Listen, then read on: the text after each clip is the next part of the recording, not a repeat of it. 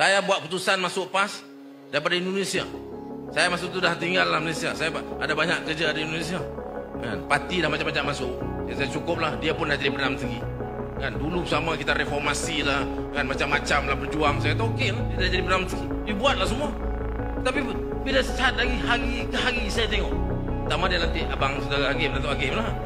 Jadi timbalan Perdana Menteri satu hal lah. Dia lantik diri dia jadi Menteri Kewangan lah pula. Satu demi satu. Tak apa lagi. Tapi bila dia buat kezaliman, tangkap Datuk Sanusi, Menteri Besar Kedah, pukul 2 pagi, 3 pagi. Itu kezaliman. Itu kita tak boleh pertahankan. Tak boleh kompromi semasa. Wala tarkanu ila allazina zalamu fatamassakumun nar. Bab zalim cenderung tak boleh. Siapa aja? Dia aja saya. 10 tahun kita round, masuklah di Telemong ni. Kita round. Dan dengan Angkatan Muda Keadilan kita lawan kezaliman sebagainya. Dia jadi Perdana Menteri, dia buat kezaliman. Isyamuddin Rais, kawan saya dalam IC, kawan dia juga 10 tahun kawan dengan Anwar Ibrahim daripada tahun 70-an. Lagi duduk penjara sampai di luar, balik kena tahan IC, betulan sama dengan saya. Pertahan Anwar, kawan Anwar. Tapi bila dia kritik Anwar tentang Black Rock dan sebagainya, rumah dia kena gedak, kena geledah. Isyamuddin Rais, mana atas kawan sendiri pun dia boleh buat kezaliman. Masa itu saya buat keputusan, saya kena balik. Dan saya balik, saya jumpa kawan Adib dan kawan Amar tu Idris, Taqiyuddin dan kawan lain. Saya buat keputusan, saya masuk PAS. Itu sebabnya. Sebab kezaliman yang dilakukan. Bila lawan kezaliman, memang saya kena sama PAS. Takkan bersama UMNO pula lawan kezaliman. UMNO lawan kezaliman. Presiden dia duduk mengimpuk dalam penjara, dia lawan. Najib tu, presiden dia masih UMNO, bosku lagi dalam penjara. Patutnya di luar penjara ada addendum, ada perintah dia aja untuk Najib tu keluar daripada penjara, duduk di tahanan rumah. Saya dulu masa saya di Menteri Kewangan, saya tak setuju. Saya letak jawatan dalam kes MDB dan sebagainya. Tapi dalam kes ini, addendum, saya pertahankan Najib. Sebab apa? Sebab ia persoalan kezaliman.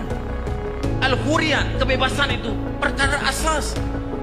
Orang itu kalau tempatnya bukan dalam penjara, kita letakkan dalam penjara setiap saat, setiap minit, setiap hari, setiap malam itu, saudara, itu adalah dosa besar begitu. Saya pernah duduk penjara, saya tahulah mana penjara. Saya tahulah semalam di penjara macam mana. Satu hari itu apa maknanya. Satu hari penjara bukan sama macam satu hari di luar penjara. Dia bekas Perdana Menteri, betul dia ada buat salah, lalui kes, lawan di mahkamah, ada keputusan, dah lalui. Agung buat juga keputusan bagi tahanan rumah. Itu kuasa agung dalam perlembagaan. Mengapa tak lakukan? Anwar Ibrahim, sebab apa dia tak lakukan? Ketakutan. Seperti yang saya sebutkan tadi, dia takut, sebab itu dia letakkan anak dia di timbalan presiden. Dia takut, sebab itu dia berlaku zalim. Sanusi ditangkap, Menteri Besar Kedah. Ini Menteri Besar, ini bukan orang biasa.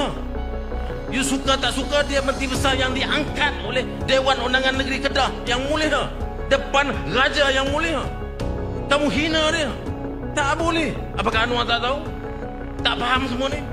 Anwar tak faham?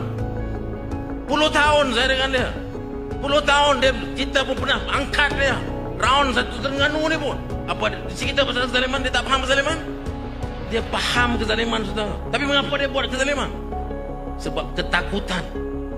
Ketakutan itu menghambat diri dia sampai dia lakukan kezaliman.